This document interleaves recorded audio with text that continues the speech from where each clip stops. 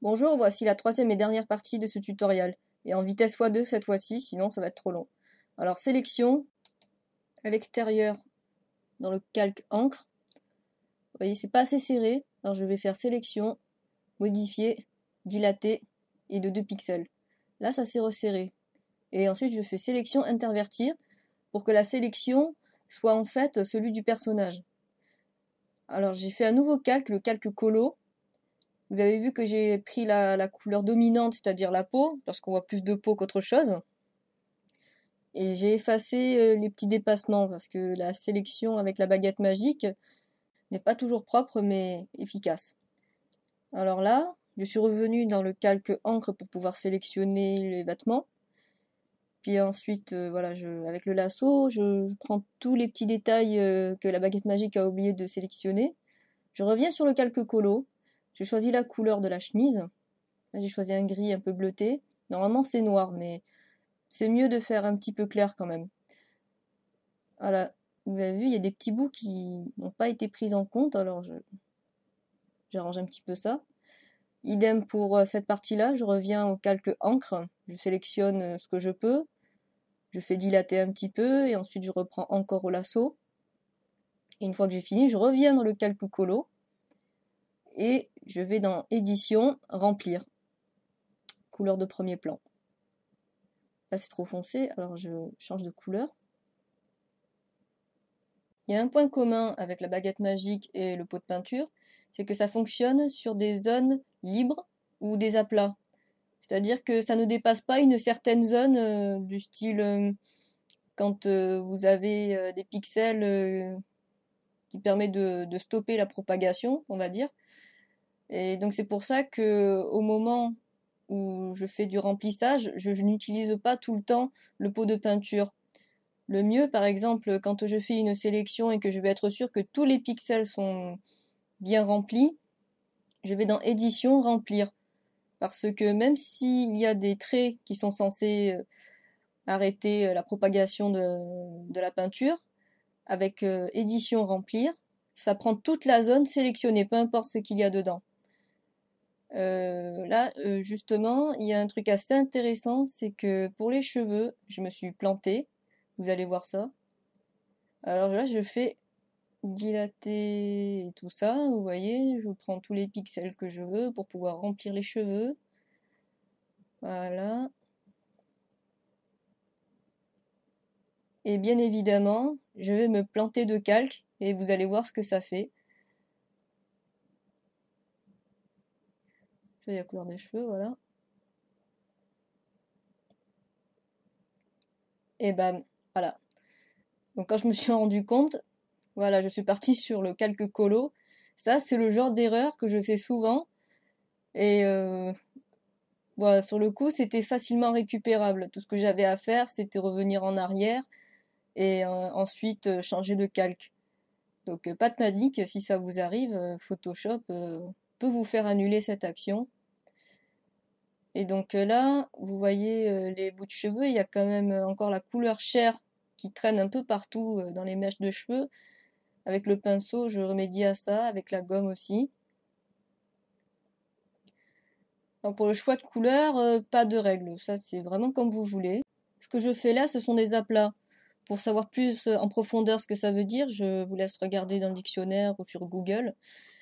Et donc du coup, si je fais ces aplats, c'est pour pouvoir les sélectionner chacune leur tour et m'attaquer à des zones pour poser les shadings. Les shadings, c'est en quelque sorte, pour faire vite et court, je dirais que c'est les valeurs d'ombre et de lumière. Et donc là, je vais faire l'ombre. Pas de règle non plus pour la couleur, vous mettez n'importe quoi, ce que vous voulez, du moment que ça vous convient. Là, j'ai pris une couleur chair foncée et je l'ai un peu rosée aussi, parce que si vous voulez, si vous le tendez vers le noir juste pour que ce soit plus foncé, je vous garantis pas que l'effet soit très joli. Alors c'est surtout foncer un petit peu avec quelques teintes de rose, voilà. Les ombrages, alors là, il y a pas, enfin, je sais pas comment expliquer. En règle générale, c'est mieux d'imaginer une source de lumière. le soleil ou une lampe. Vous l'imaginez dans un coin de votre tête sur le dessin et vous ombrez comme vous le sentez. Le truc, c'est que moi, j'ai pas de technique en particulier pour mieux vous guider que ça. Et tout le monde vous dira à peu près la même chose, hein.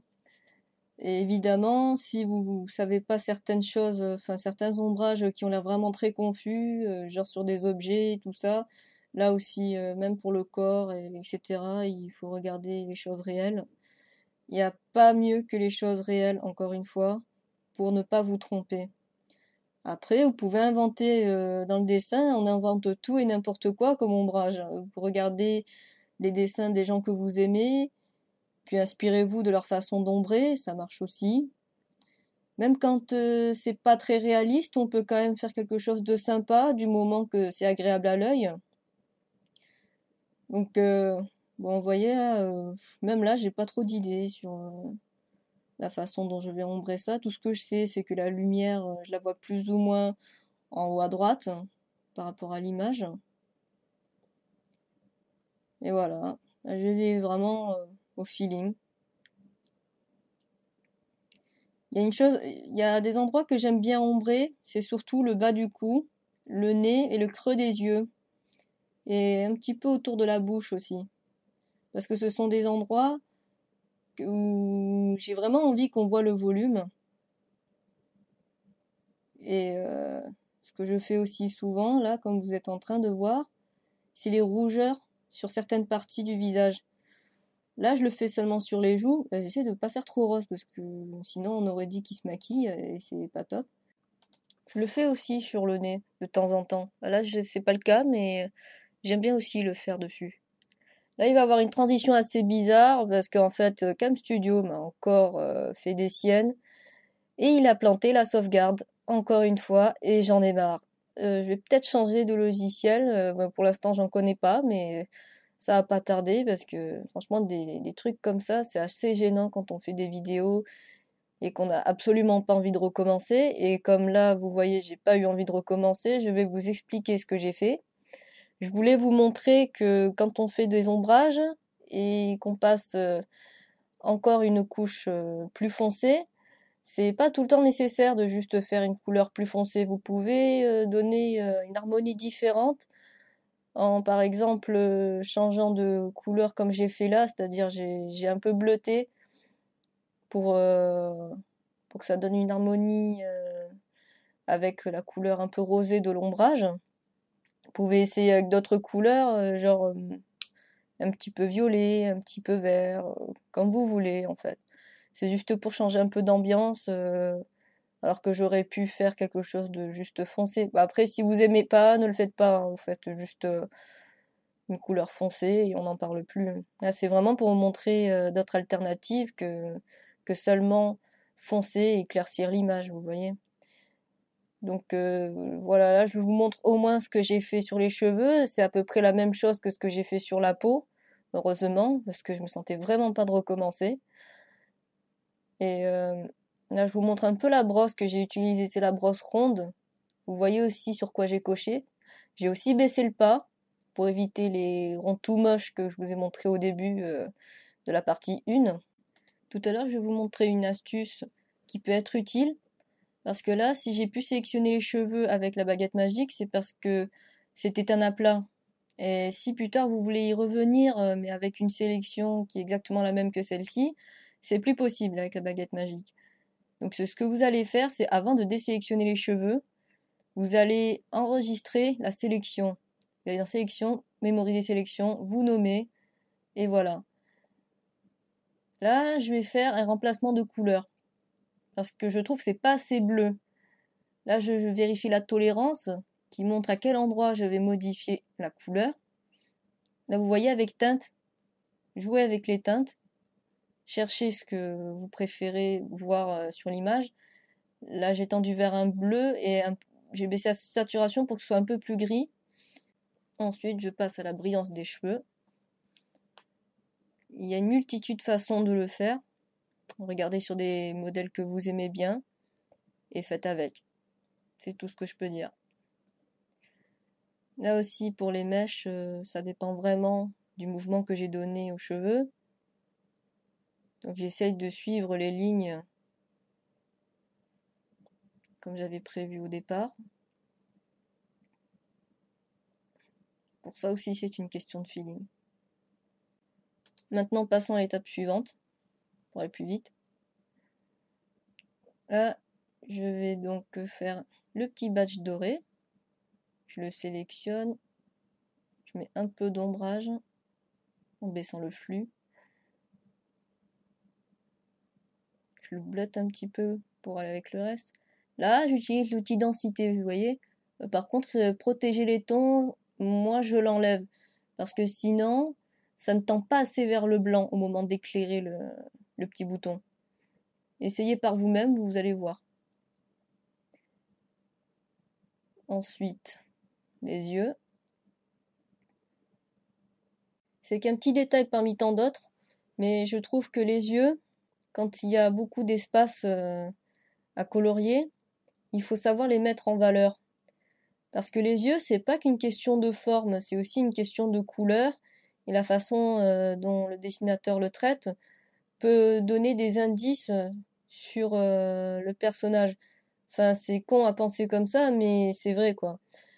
Donc, par exemple, si vous mettez beaucoup de brillance, ça fait un peu Candy, mais ça montre que le personnage est très gentil. Là, j'ai pas besoin de trop en faire avec lui. J'ombre juste là où j'en ai besoin.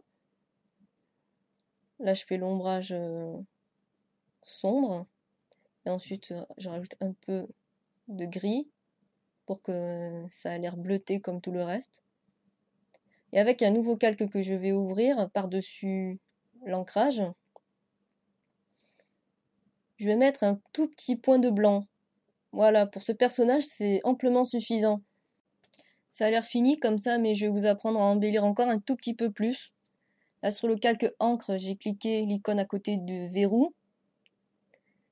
Et ensuite, avec du marron, je le passe là où il y a des petits traits à l'intérieur du visage. Le nez, la bouche, tout ça à l'intérieur du cou. Ensuite, je vais ouvrir un nouveau calque pour donner un effet d'ombre assez sympa. Voilà, je le nomme, je le mets en mode produit qui permettra de rendre les couleurs translucides par-dessus les autres calques. Là, je récupère la sélection de la peau, comme j'avais fait avec les cheveux. Et ensuite, voilà, je fais un dégradé avec une couleur. Là où je me suis plantée. Avec une couleur marron grisâtre, assez claire. Ensuite, je vais faire pareil, mais en effet de lumière. Et ce calque, cette fois, je le mets en mode incrustation. Puis voilà, j'ai fait un dégradé avec à peu près la même couleur en plus clair. Et je vais faire pareil avec les cheveux en récupérant la sélection des cheveux. Et si vous voulez sélectionner comme j'ai fait, n'oubliez pas de mémoriser la sélection. Parce qu'autrement, vous allez devoir vous débrouiller avec le lasso et tout le tralala. Et c'est franchement pas agréable. Là, au moins, c'est vite fait. Comme là, j'ai pas sélectionné, enfin, j'ai pas sauvegardé la sélection de la veste, alors je la refais entièrement. Et je passe les petits dégradés. Voilà. Et voilà, on y est presque. Vous voyez? Ça a déjà un tout petit peu plus de valeur. Et j'ai aussi changé la couleur du contour du badge en marron clair. Et voilà, il est temps de signer avec un nouveau calque, on ne sait jamais. Hop. Et c'est enfin terminé. J'espère que ce tutoriel vous a plu et que vous avez pu apprendre quelque chose. Et que vous avez pu aussi faire des jolies illustrations. Si vous avez des questions, n'hésitez pas à m'envoyer des messages. Allez, à vous de jouer. À bientôt.